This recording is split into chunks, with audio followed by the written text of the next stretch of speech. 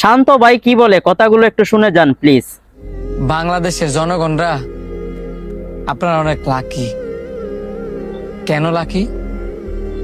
কারণ আপনারা বাংলাদেশের মানুষ অনেক অনেক কন্টেন্ট ক্রিয়েটর পাইছেন, আর এমন এমন ক্রিয়েটর পাইছেন যারা ভিউ ব্যবসায়ী। কেমন ভিউ ব্যবসায়ী? যেখানে বিপদ ওইখানেই তারা। ভিউ ব্যবসায়ী কিন্তু আমাদের কমেন্ট না, জনগণের কমেন্ট।